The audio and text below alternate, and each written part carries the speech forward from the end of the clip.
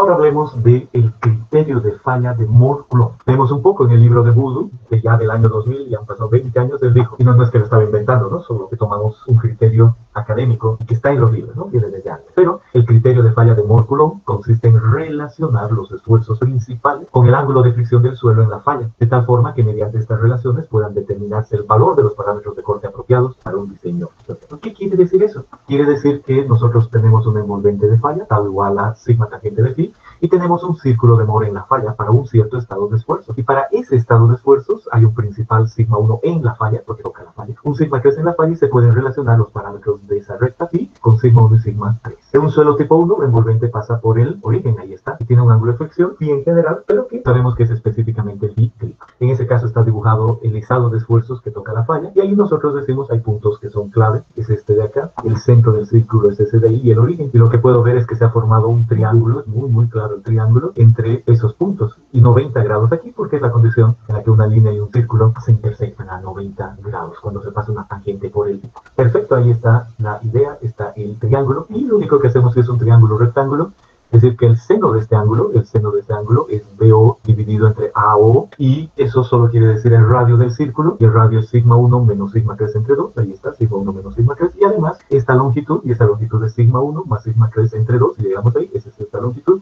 por lo tanto al dividir aparece eso. Y ahí está la relación que estábamos buscando, la definición de Moore-Coulomb, la relación entre el principal mayor, el principal menor y el ángulo, y listo, ese es el criterio de Moore-Coulomb para un suelo tipo 1. Se puede ordenar esta ecuación y nos da esto aparece normalmente en los libros. Nosotros no necesitamos saber eso de memoria, ni un formulario, porque entendemos que es solo un asunto de geometría. Esta es la misma ecuación que esta, obviamente está más ordenada ahí. Ahora veamos el suelo tipo 2. Entonces aquí está el envolvente del suelo tipo 2. Estamos tomando un punto, un estado de esfuerzos, y para ese estado de esfuerzos pasamos la línea y tiene que ver con pi más a, eso entendemos. Sacamos el seno de ese valor y el círculo tiene que tocar ahí, por lo tanto al sacar el seno sale lo mismo, pero la diferencia phi más a. Pero eso es lo que menos se usa, lo que realmente se usa, y está en los textos y todo es esto, la envolvente alternativa, esa envolvente alternativa que involucra en un sector, pero obviamente puede extenderse en ese sentido o a cualquier lado, y cuando se extiende en ese sentido, tengo otra vez un triángulo y lo marco. El triángulo tiene que ver con ese punto, con este punto y este otro de acá, y tiene que ver con 90 grados que están ahí. La diferencia antes que ahí aparece un valor de C además de phi, ¿no? Eso me queda muy claro. Pero igual hay un triángulo, entonces si yo deseo hacer el seno de ese ángulo phi, es otra vez BO,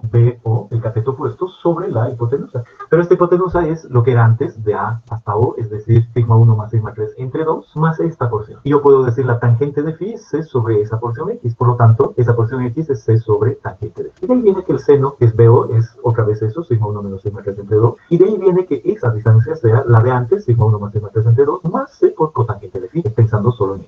Y al hacer esa división, hay una relación entre sigma 1 en la falla, sigma 3 en la falla, el seno de phi y el valor de C. Esta es el criterio de falla de Moore-Coulomb cuando estoy tomando la envolvente alternativa. Y otra vez en los libros dice que debemos nosotros tener la relación ordenadita, y ordenada aparece así. El sigma 1 es función del sigma 3, del phi y del C en esta relación. Yo puedo saber un esfuerzo, por ejemplo, si yo conozco la envolvente y conozco phi y conozco C y yo conozco este valor, inmediatamente esta ecuación, la relación de Moore-Coulomb, se va a poder hallar ese. Cuestión de geometría, entendiendo los conceptos de envolvente. Entonces ahí está que se puede hallar la relación de Moore-Coulomb siempre. En el estado no drenado, nosotros tenemos que dibujar tau en función de sigma, ya no sigma prima. Y ahí le aparece el envolvente horizontal con un valor de CU, tau igual a CU, y tenemos que poner un círculo que toque el envolvente de falla. ¿Dónde toca el envolvente de falla? Tiene que tocar ahí, lo que nos da un esfuerzo principal mayor y un esfuerzo principal menor en la falla, un sigma 1 en la falla y un sigma 3 en la falla. Pero aquí es más fácil, ¿por qué? Porque directamente el radio de este círculo da igual al valor de CU, ese radio es sigma 1 menos sigma 3 entre 2, y ese es el valor de CU. Entonces ahí está la relación entre el parámetro de resistencia. Nunca me olvido, y hay que anotarlo bien, que aquí phi es 0, ¿no? Ya has conocido aquí, phi es 0, horizontal.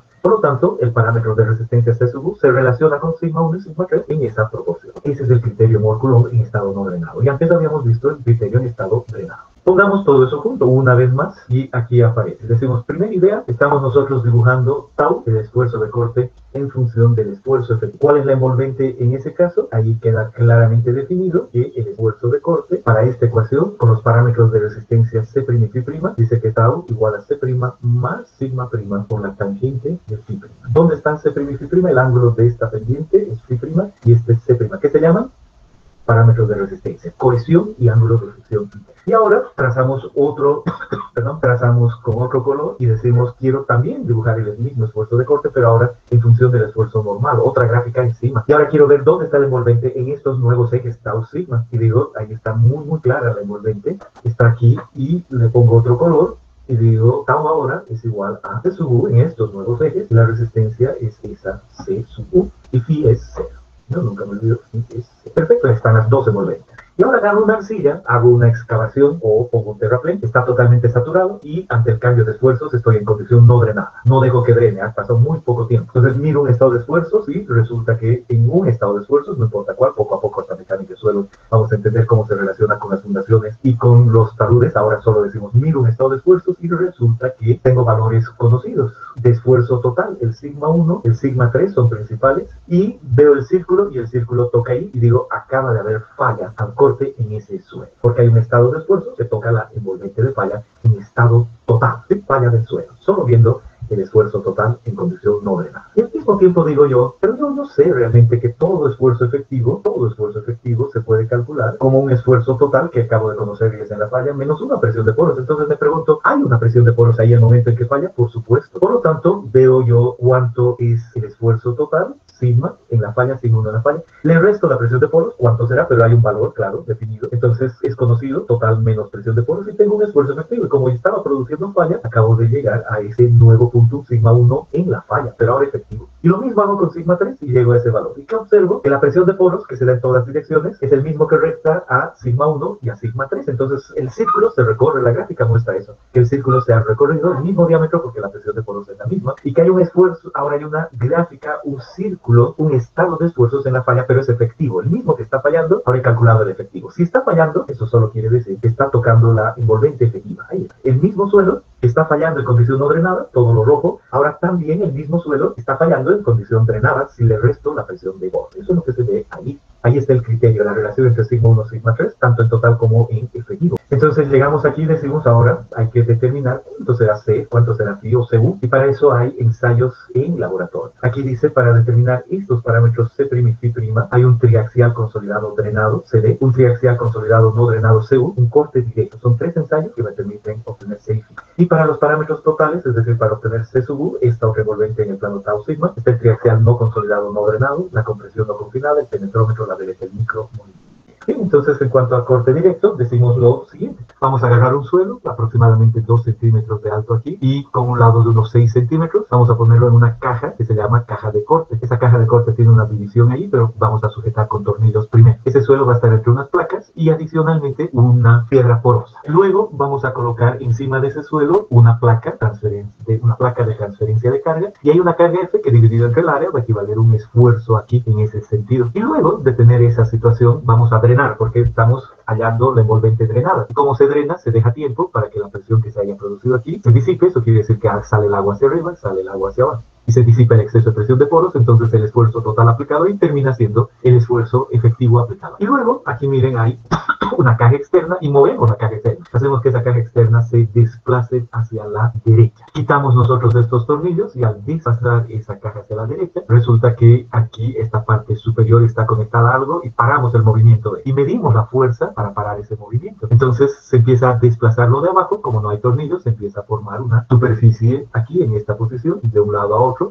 donde actúa, hemos dicho, nuestro esfuerzo efectivo. Un centímetro abajo es lo mismo, el mismo esfuerzo que aplicamos arriba, y ese esfuerzo efectivo, y el suelo va aguantando un esfuerzo de corte en ese sentido. ¿Por qué? Por eso que decimos la parte del superior tiende a quedarse quieta y la de abajo se mueve, o es un esfuerzo que nosotros estamos induciendo, ¿no? Y si ustedes tienen del otro lado, el suelo, para que se mueva eso, aguanta en ese sentido, ¿no? Y esa es básicamente la idea. Y perfecto, si ese es el caso y tenemos nosotros la fuerza que se está dando, pues vamos a tener el esfuerzo de corte a lo largo de esa superficie y lo llevamos a la falla y vemos cuál es el esfuerzo de corte en esa superficie. Ese es el concepto general. Veamos aspectos de laboratorio, más detalles de esto que acabo de decir para entender bien. Primera idea, unos alumnos de alguna universidad han hecho este video y nos ayudan mucho a entender cómo es que va a funcionar y funciona el colocar la muestra en ese corte directo, lo que estoy explicando. Entonces tiene algunas letras en inglés, tiene quién da el curso, tiene quién, cuál es el objetivo, parámetros con ensayo corte directo, y dice, vamos a usar este. Ese es el aparato de corte, vamos a usar esas cajas, esas de ahí, vamos a usar un nivel y un suelo balanza. Procedimiento, en este caso no siempre es así, pues se agarra y se dice hay un muestreador y le vamos a poner arena que llene ese muestreador, y vamos a nosotros decir como en el capítulo 1 y vamos a medir la masa que entre a ese aparato, y así vamos a saber la densidad. Entonces ahí nos vamos al aparato, abajo viene una placa, dos placas, una relacionada con los poros, va el suelo, y está el suelo, y se tiene una masa adecuada porque se quiere que esa masa en el volumen ocupe definitivamente, tenga unas condiciones dadas, ¿no? Eso es lo que se observa ahí. Y se esparce un poco, se compacta y se ha conseguido que una masa de suelo entre a un volumen, y eso da una cierta densidad seca, unas condiciones para ese suelo, y se quiere probar en esas condiciones. No importa ahora qué condiciones, solo es la idea del ensayo. Ahí se pone otra vez esta placa que con huecos para que salga el agua, obviamente. Una piedra porosa se usa en otros casos. Y después la placa que hace la transmisión de carga. ¿Y cómo se hace la transmisión de carga? Después de esta placa porosa, ¿no? Será así una piedra porosa, ahora recibe la placa que hace la transmisión de carga. Así, de esa manera, se pone ese elemento, y así se puede poner una fuerza normal y medir las deformaciones. Colocado eso, se empieza a medir las deformaciones y se pone en cero, y además un equipo que permite ver el sistema para medir deformaciones. Vamos a entrar en detalle en un momento, pero esta es la idea, y este es el equipo y varias otras porciones. Nos quedamos ahí tranquilos. Bien, entonces entendamos bien que había una placa de una celda y dentro una caja de corte. Ahí está la caja de corte y ahí el suelo. Esta caja de corte puede ser así, la celda grande, y adicionalmente podría ser circular, no necesariamente siempre cuadrado, puede ser circular. Aquí está otra vez la caja y aquí un elemento que hace que se mueva esa caja, esa es la clave, y uno aquí controla la velocidad de movimiento de esa caja, y aquí algo que para el movimiento de esa caja, y adicionalmente un anillo que mide la fuerza detrás cuando se empuja ese sostenimiento. Otra vez lo mismo, aquí la caja de corte dentro del suelo, ya se ha armado esto, entonces se puede transmitir un esfuerzo normal. A este lado se tiene todo armado para que toque ahí, al empujar la caja, toque arriba, entonces se ejerce una fuerza sobre la caja y el suelo, se mide la deformación lateral, la deformación vertical, y se puede medir esa fuerza con un anillo. Ese aparato de corte puede ser así, donde uno ve y dice, aquí ya se aplica la fuerza normal, y abajo se ve que es cuestión de poner unos pesos en diferentes lugares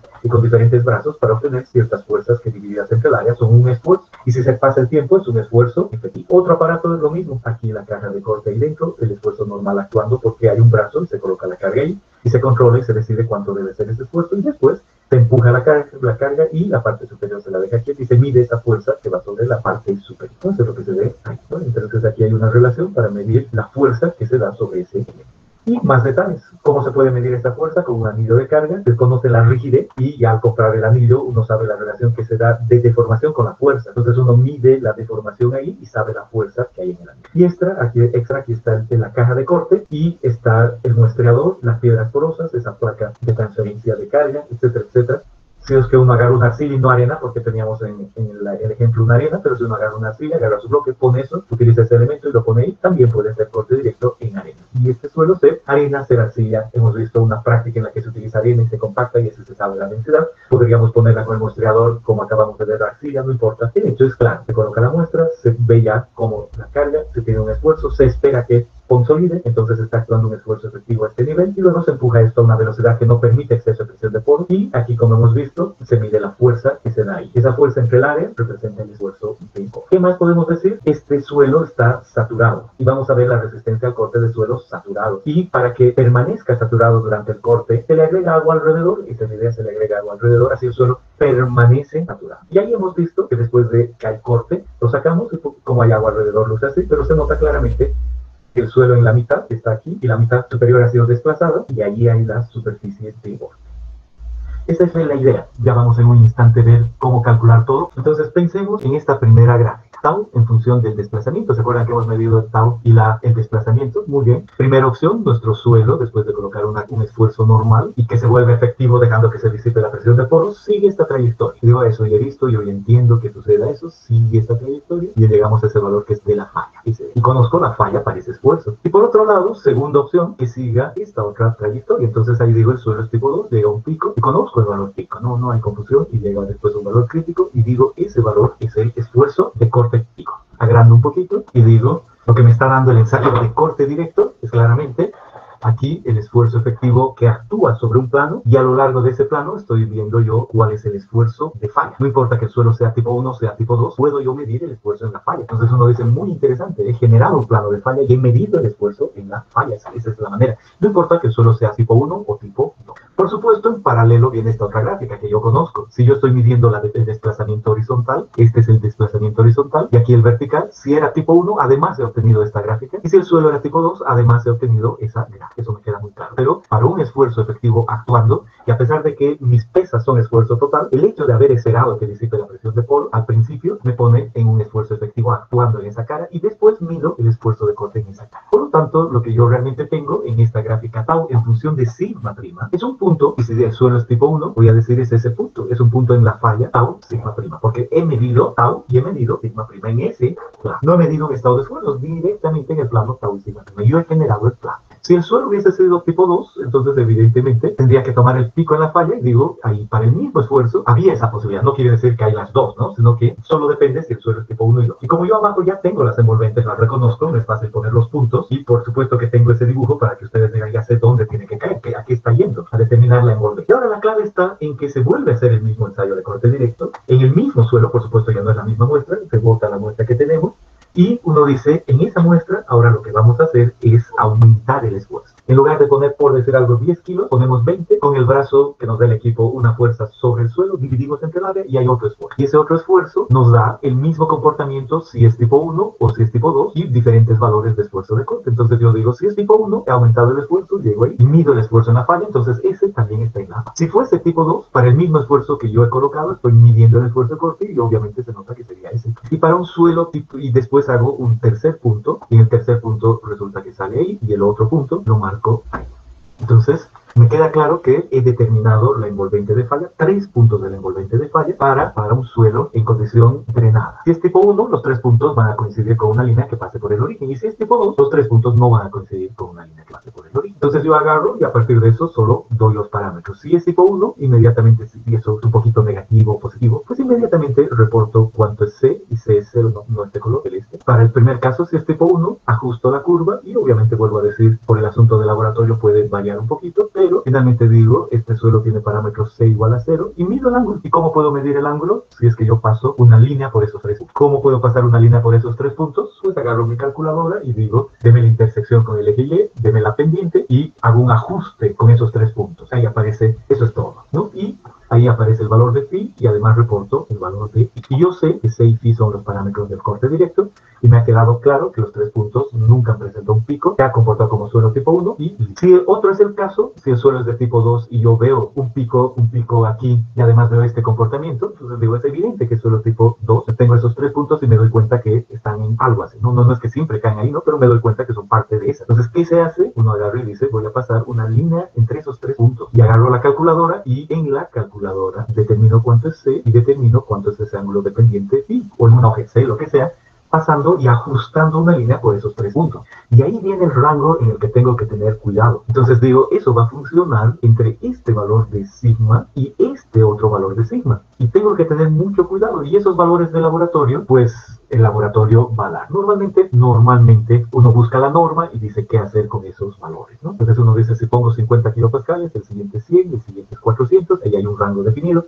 Uno puede ir y decir, no, yo estoy en un caso especial, no va de 50 a 200 o a 400 kilopascales en mi talud, pero eso no entra hoy día en suelos 1, ¿no? Sino en su experiencia y cuando aprendan a calcular taludes o fundaciones, el rango está entre 0 y 10. Entonces, por favor, cargue 1, cargue 5 y cargue 10, por decir algo, y así uno obtiene puntos que estarían acá. Entonces, de lejos saldría otro valor de 6 phi y hay que tener cuidado con eso.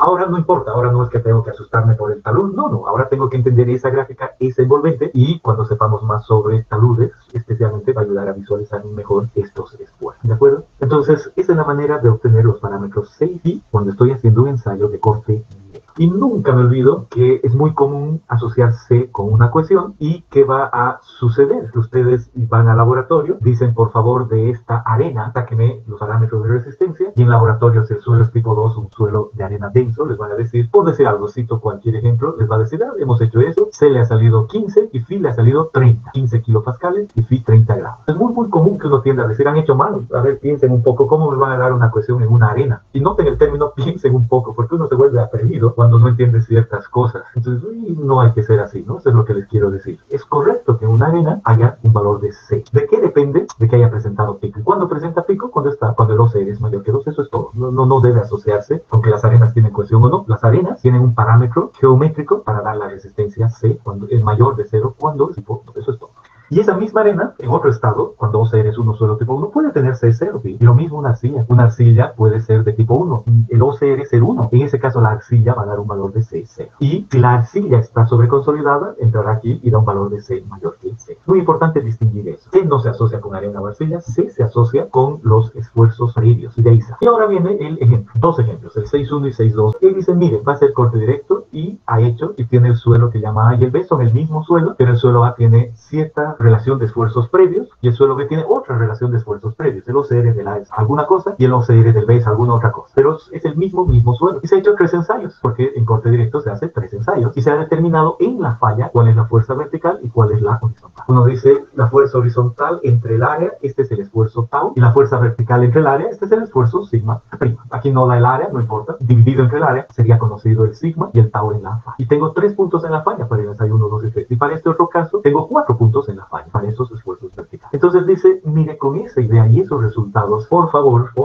determine el ángulo de fricción crítico, el ángulo de fricción pico para estas fuerzas, el ángulo de dilatación para las fuerzas. Entonces uno dice, aquí tengo que entender en qué consistía el corte directo y además tengo que entender los conceptos. Agarro la muestra A y dibujo la fuerza horizontal. No se olviden que dividido entre el área, esa fuerza horizontal es tau, para visualizar mejor. Y aquí la fuerza vertical entre el área es sigma prima. Entonces es un gráfico de tau sigma prima. Y me dice, primer caso, 250, 150. Entonces miro 250, 150, es ese punto, porque así funciona. Luego el siguiente es ese de ahí y el siguiente es ese de ahí. Y tengo 3 puntos. Agarro mi calculadora con esos 3 puntos, le paso una línea y que observo, esa línea pasa por el origen. Entonces inmediatamente digo, ya sé, ese suelo está normalmente consolidado porque pasa por el origen. Y si está normalmente consolidado, ¿qué ángulo forman esas líneas? Aquí dice, porque agarro mi calculadora, el ángulo es 30 grados. Y ese es el ángulo crítico. Entonces digo, de ese suelo me pedía primero el ángulo de fricción crítico, el ángulo crítico de fricción interna. Es 30 grados y se lo obtienen de esa manera. Y luego aparece el otro suelo, que es el mismo suelo en otras condiciones y se aplica diferentes valores y los resultados son esos, un tau con un sigma, aunque está en relación de fuerza, pero es lo mismo dividido entre el área, la misma relación.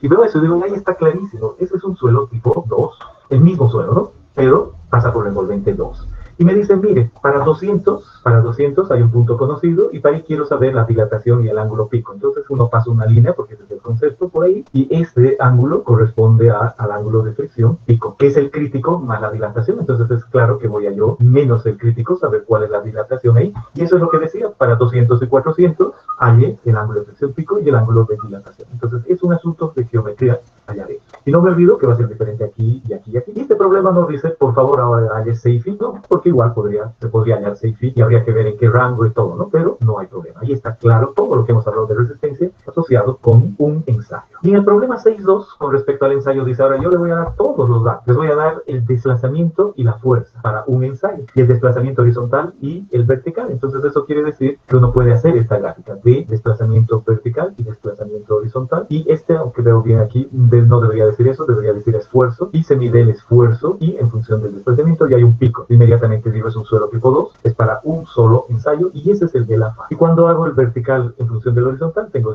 otro pico y hay una condición especial que la van a ver cuando se da el pico y una pendiente. Entonces esa es básicamente la idea.